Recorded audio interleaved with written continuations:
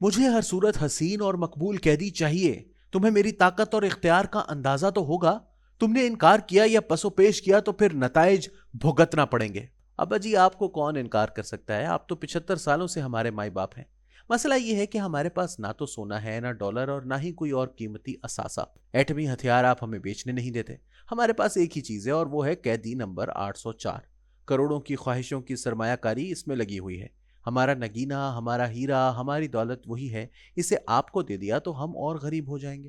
ہمارے ساتھ یہ ظلم نہ کرو ابا جی. یہ بہانے، یہ جھوٹ مجھے نہ سناؤ.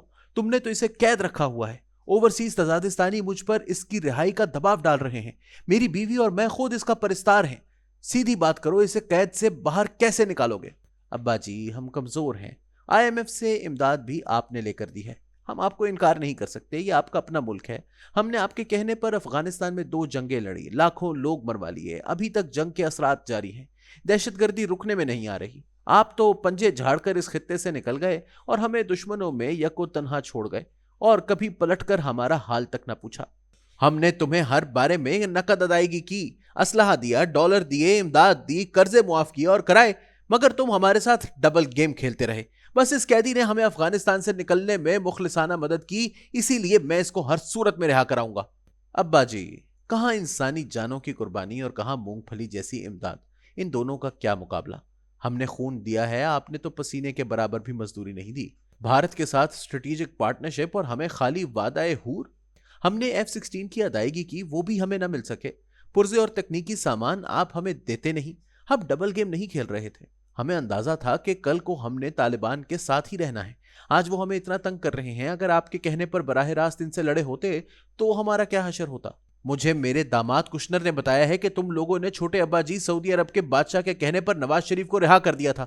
بڑے ابا جی یعنی میرے کہنے پر کپتان خان کو رہا کیوں نہیں کرو گے؟ ابا جی آپ کی اطلاع درست ہے، لیکن سعودی بادشاہ شاہ عبداللہ نے نواز شریف کی ضمانت دی تھی کہ وہ 5 سال سیاست سے لا تعلق رہے گا، اور رہائی کے بدلے میں مفت پیٹرول اور کئی مالی سہولیات تزادستان کو دی تھی. تو کیا یہ ڈیل ہوئی تھی؟ سودا ہوا تھا؟ جی بالکل ڈیل ہوئی تھی. تزادستان کا فائدہ تھا، جنرل مشرف کا بھی فائدہ تھا، اس لیے سودا ہو گیا تھا اور چل بھی ٹھیک گیا تھا. اب بھی سودا ہو سکتا ہے. تزادستان کا کچھ فائدہ ہو، موجودہ سیٹ اپ کو کوئی سہولت ملے تو آج بھی سودا ہو سکتا ہے. میں تو کاروباری بندہ ہوں. خان کے لیے امریکہ، میری جان، میری دولت، سب کچھ قربان ہے. بولو کیا سودا کرنا چاہتے ہو؟ خان ہمارا اثاثہ ہے، ہمارے لیے سب سے قیمتی ہے. 10 ارب ڈالر دیں اور خان کو رہا کروا لیں. تزادستان کے دلدر دور ہو جائیں گے، مقدر سنور جائیں گے. خان اتنا قیمتی ہے کہ اس کی یہ قیمت بھی کم ہے. میں سعودی عرب، ابو ظہبی اور کویت والوں سے بات کرتا ہوں. یہ معاملہ تو حل ہو جائے گا، مگر یہ نہ ہو کہ رقم کا انتظام ہو جائے تو آپ عدلیہ یا مقتدرہ کے کسی ادارے کا بہانہ بنا کر عمران خان کو روک لو.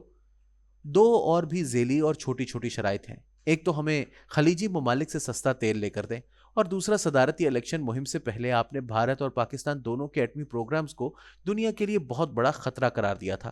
براہ کرم تزادستان کے ایٹمی پروگرام کو ہدف نہ بنائیں. ہمارے یہ چھوٹے چھوٹے کام کر دیں تو خان کے حوالے سے ڈیل پکی ہے. مجھے آپ لوگوں پر اعتبار نہیں. کروڑوں دلوں کی دھڑکن کو آپ نے جیل میں ڈال رکھا ہے. اسے تو ویسے ہی رہا کر کے سیدھا اقتدار کے تخت پر بٹھا دینا چاہیے. وہ وزیر اعظم کے طور پر صحیح جچتا تھا. یہ ڈیل تو ملک بیچنے کے مترادف ہوگی.